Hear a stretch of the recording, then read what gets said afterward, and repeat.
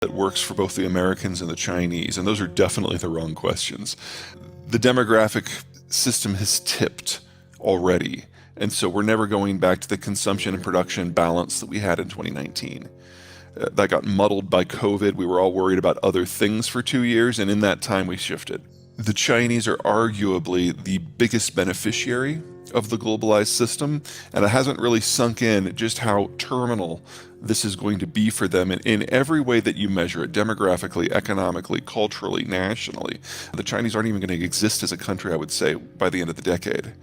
And that's before you start factoring in some of the more acute things that are happening because of the Ukraine war and their disruption to agricultural, industrial, and energy markets, in all cases of which the Chinese are the biggest loser from the war, with the obvious exception of Ukraine itself. Technology absolutely plays a role, and it's intertwined into a lot of what I do. The question, of course, is whether or not everyone's at the same technological level or not. So one of the reasons that the Brits were so successful is not only were they an island, so the technologies of deep water navigation worked better for them than they did for anyone else.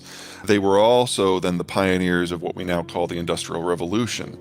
And for a good century and a half, it really was just them that had mastered those technologies. And so for the purpose of imperial expansion, for a century and a half, the Brits literally brought a gun to a knife fight over and over and over and did very well. But as soon as the technology started to spread to other entities, we went to broad-scale wars in which the Brits were a player, not the player. And ultimately, we ended up with all the colonies breaking away, because even if you're at the top of the line for tech and your opponent is at the bottom of the line, but you're in the same technological suite, then it comes down to things like numbers. 30,000 Brits occupied India until they couldn't. Right. The most recent data we've got out of the Chinese suggests that their population actually peaked back in 2003, and that they've been overcounting their population by perhaps as many as 100 million. I would say that we're well past the point of no return on that. All who would have been born since the one-child policy, and most of whom are probably women. So the Chinese demography is actually more terminal already than the German or the Russian or the Korean demography.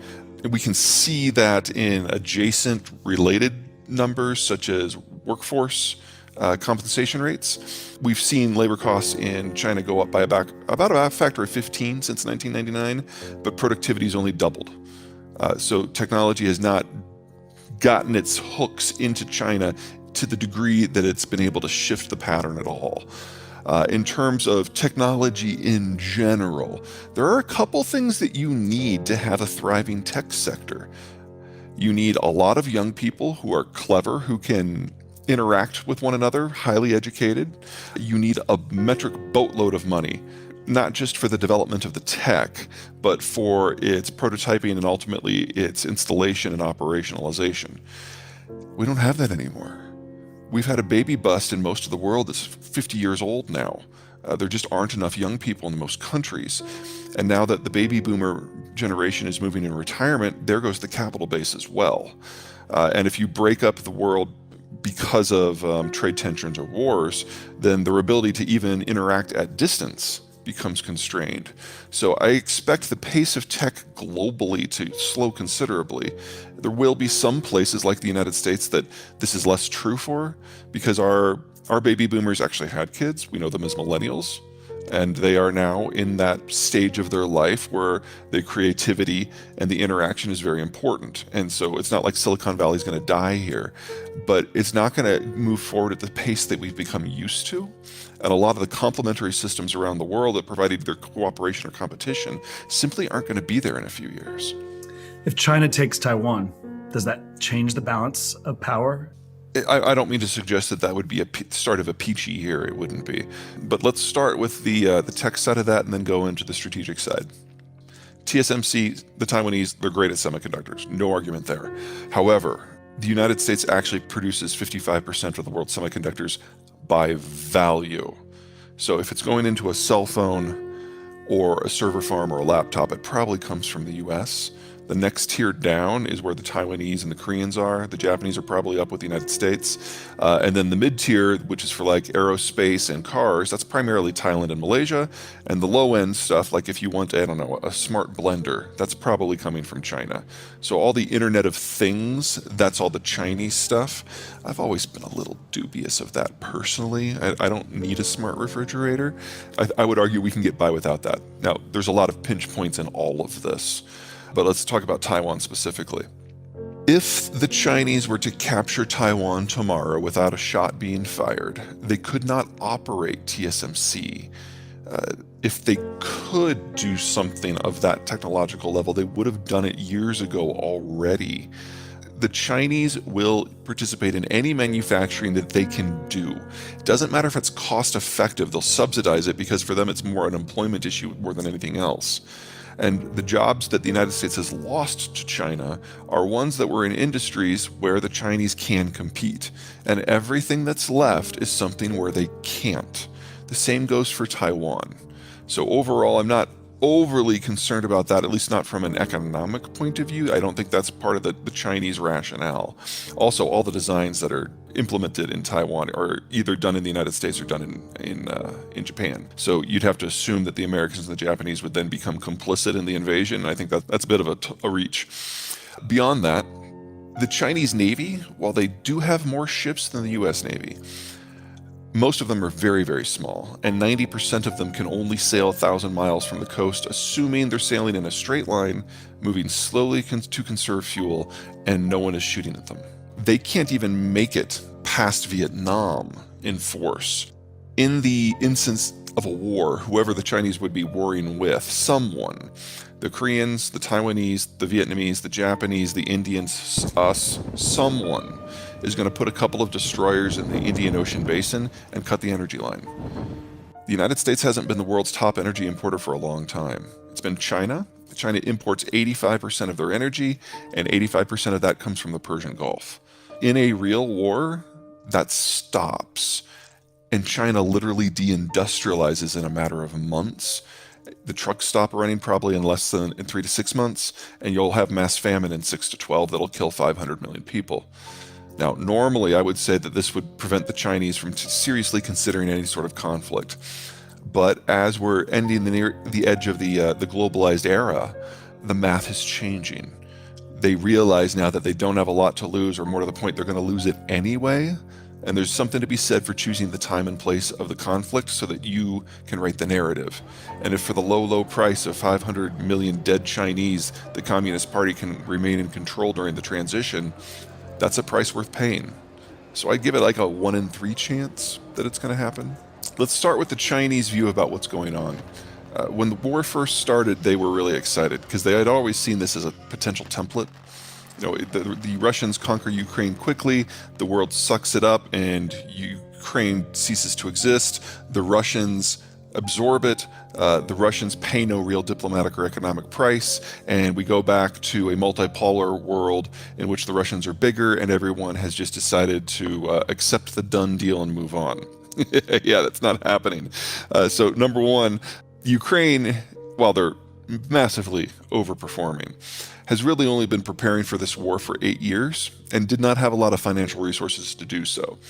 Taiwan has been preparing for war with China for 75 years, and they are a wealthy country, and there is not a flat land border between China and Taiwan. It's an ocean. So there's always going to be a much higher level of casualties and a much higher level of difficulty, and now the Chinese know that.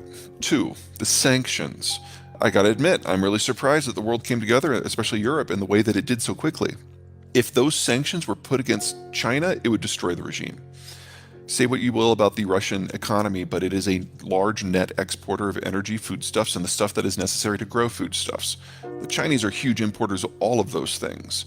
So the same exact sanctions put against China would destroy the place in less than a couple of months. But I think the one issue that has terrified the Chinese the most is that the boycotts. Everybody's left Russia. And that is the development model for China. They need that for the market access. They need that for the technological transfer. If they didn't have foreign corporations operating, they'd be dead. And the most horrifying part is that consumers, individual people, have been able to pressure companies to leave Russia. The Chinese don't even admit that that's a force in the world, individuals.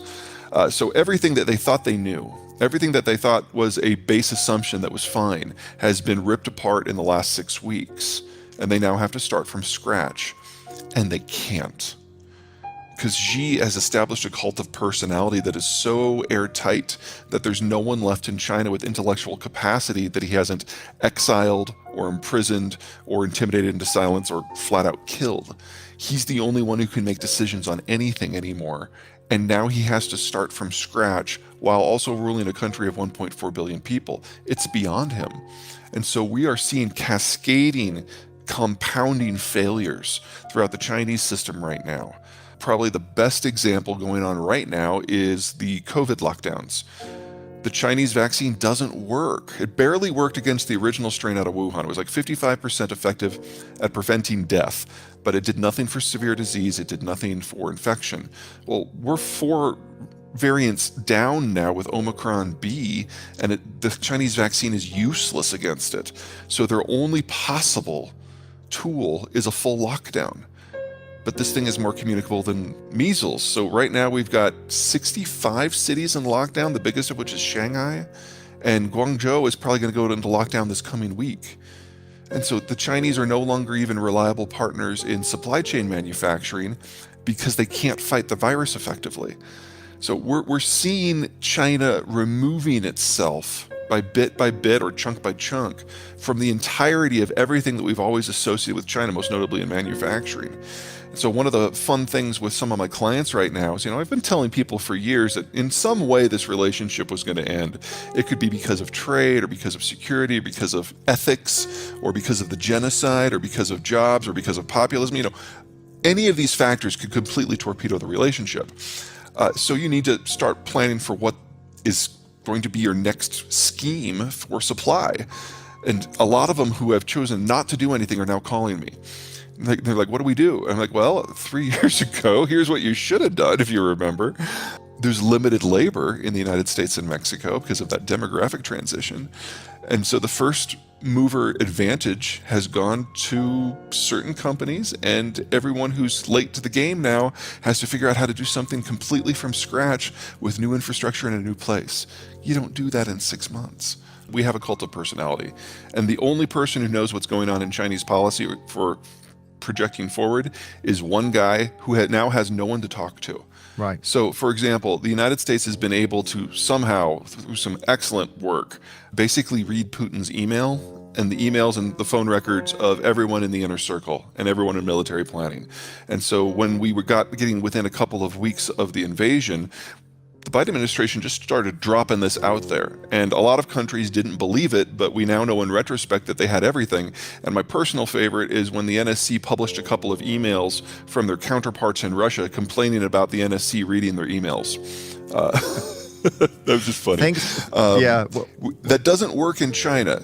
Putin has isolated himself. He only has about a dozen people he sees regularly. He only has about a half a dozen he trusts. But Xi has no one. And so no one is willing to bring Xi information unless it's specifically requested. Because it doesn't matter if it's good news or bad news. It's news. And if it clashes with what's going on in his head, they're out ahead. So our best understanding is that when Putin came to Beijing, which by the way was the first world leader that Xi had met with since January of 2020, he's that isolated. He believed everything that Putin told him because no one in his own intelligence services dared say anything. And so when the invasion actually did happen, Xi was shocked because Putin lied to his face. And I'm sure there was a bit of a purge within the remaining people who serve Xi, and so he's even more isolated now. Sure. So we just don't know, and more importantly, Xi doesn't know. And he has now removed himself from all capacity for learning and adapting. The Russian subs are fairly quiet, not as quiet as the American subs. And while they do have a lot of them, most of them are not ballistic missile capable. Also, the Russian fleet is split into 4. There's a Pacific Fleet, a Baltic Fleet, a Black Sea Fleet, and an Arctic Fleet. So it's not like these are all in one place that they can sail together and do a giant armored punch. And it's very easy to monitor everything that is coming out of the Black Sea because it has to go through the Bosphorus, everything that comes out of the Baltic because it has to go through the Danish Straits, and everything that comes out of Murmansk on the Arctic because there's a buoy line in the North Atlantic.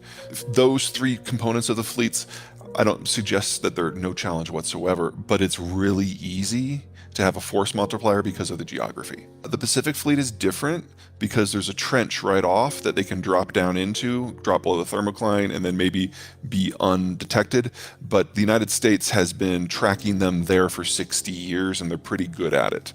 So I'm not too worried about that. China has to get through the first island chain. And so no matter where the Chinese sail, they have to go through a strait that's monitored visually and with sonar. So I don't mean to suggest that there's no military threat there at all, but it's a very manageable one, and it's impossible for the Chinese and the Russians to coordinate just because of the geography.